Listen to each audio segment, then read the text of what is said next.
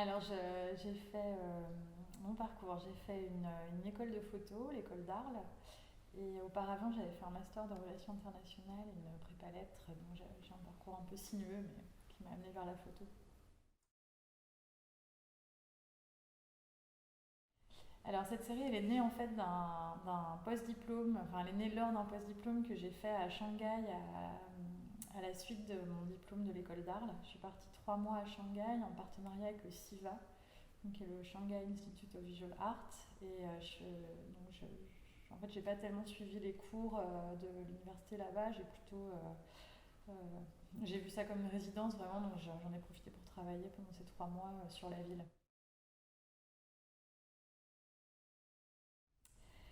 Les chocs culturels. Alors oui, je pense qu'il y a eu une part de choc culturel. En arrivant, je connaissais pas Shanghai, je connaissais pas la Chine, et il y a en effet des codes culturels que je maîtrisais pas. Donc je pense que ça a créé en tout cas une situation de décalage et forcément de recul.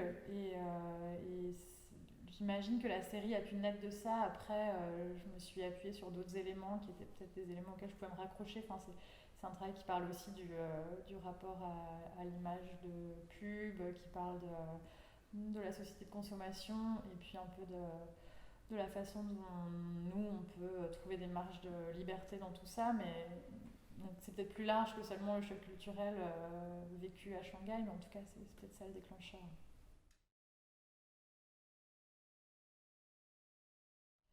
Alors, en effet, on change pas mal de registre dans la série.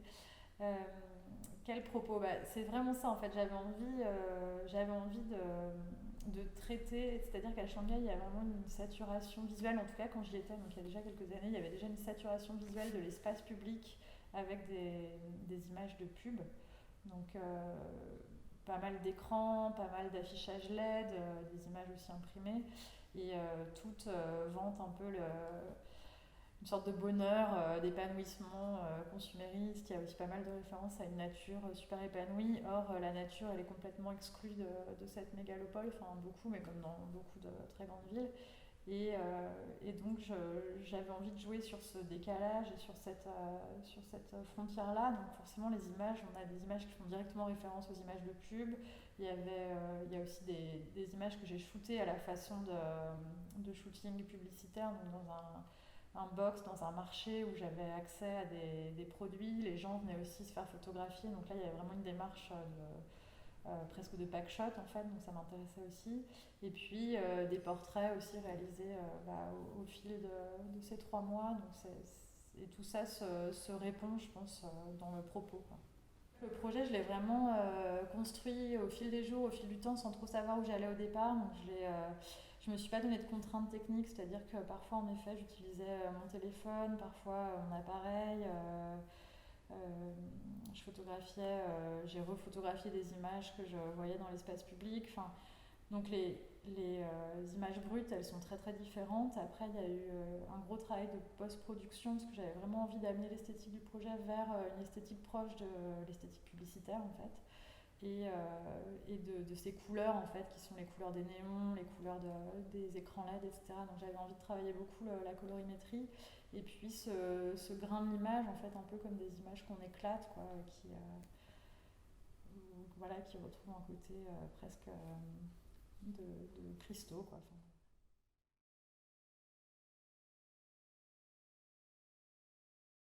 alors, l'humour, je sais pas si c'est vraiment de l'humour, mais en tout cas, je pense qu'il y a en effet un regard peut-être un peu amusé sur nos contradictions, sur aussi on baigne un peu dans une imagerie qu'on a complètement assimilée, digérée. C'est une façon aussi de voir le monde par ce prisme, donc peut-être que ça a créé un décalage un peu ironique, ou en tout cas, je sais pas si c'est de l'humour, mais c'est un regard amusé sur tout ça. Ouais.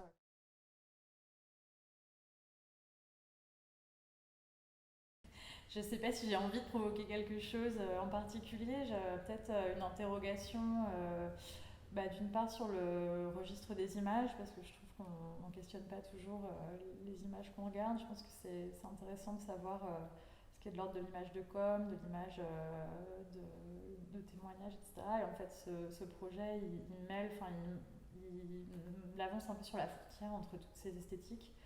Et, euh, et donc peut-être ça d'une part, et puis après, j'espère une sorte peut-être de grincement sur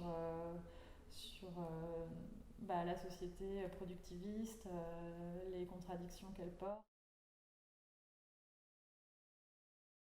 La dérive, c'est vraiment ça. C'est en effet comment on en est arrivé dans des sociétés qui ont porté la production au nu et qui la portent encore au nu.